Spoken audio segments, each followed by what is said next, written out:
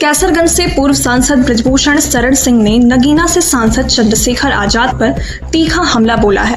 अपने पैतृक आवास पर मीडिया से बातचीत के दौरान उन्होंने एक दलित युवती द्वारा चंद्रशेखर पर लगाए गए गंभीर आरोपों पर तुरंत एफआईआर दर्ज करने और निष्पक्ष जांच की मांग की है।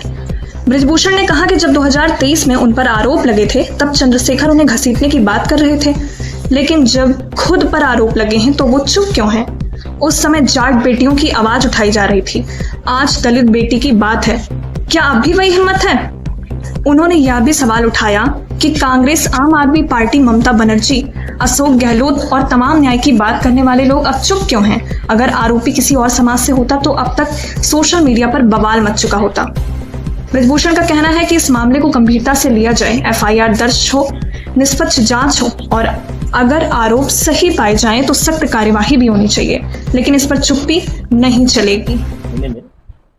जब मेरे ऊपर कुछ बच्चों ने आरोप लगाए थे, उस समय इन्हीं सांसद महोदय ने कहा था कि यदि समाज अनुमति दे तो मैं उनको घसीट करके ले जाऊंगा, यदि समाज अनुमति दे तो मैं उनको घसीट करके ले जाऊंगा।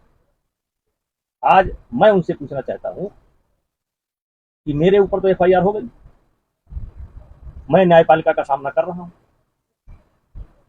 दूध का दूध, पानी का पानी सामने आ जाएगा, लेकिन आरोप लगते ही मैंने ऑन कैमरा मीडिया के सामने, पूरे देश की मीडिया थी, ये कहा था कि जिस दिन एक भी आरोप मेरे ऊपर साबित हो जाएगा उस दिन मैं स्वतः फांसी पर लटक जाऊंगा या आत्महत्या कर लूंगा। आज मैं उन नगीना के सांसद महोदय से पूछना चाहता हूं कि वो बल तुम्हारा कहां गया? अब दलित की बेटी का सवाल है, उस समय जाट की बेटियों का सवाल था, इस समय दलित की बेटी का सवाल है। तो क्या इस पर मीडिया के सामने मुंह खोलेंगे? उनका क्या कहना है? वो जो आरोप लगा रही है उसका इनको जवाब देना चाहिए कि नहीं देना चाहिए? और आज मैं उन लोगों से पूछना चाहता हूं जो न्याय के बड़े भारी ठेकेदार हैं पूरे देश में, आज वो क्यों मौन है? कांग्रेस क्यों मौन है? आम आदमी पार्टी क्यों मौन है? किसान नेता क्यों मौन है? ममता बनर्जी क्यों मौन है? गहलोत क्यों मौन है? आज वो लोग मौन क्यों है? क्या इनके ऊपर एफआईआर नहीं होनी चाहिए? हम ये नहीं कहते कि इनको फांसी पर लटका दिया जाए, लेकिन आज दलित की बेटी का सवाल है, वास्तव में कमजोर वर्ग की बेटी का सवाल है, और मेरा मानना है कि सरकार को इस पर गंभीरता से ध्यान देना चाहिए और एफआईआर दर्ज होनी चाहिए, और फिर जो एफआईआर में जांच के उपरांत जो निकले वो कार्रवाई होनी चाहिए।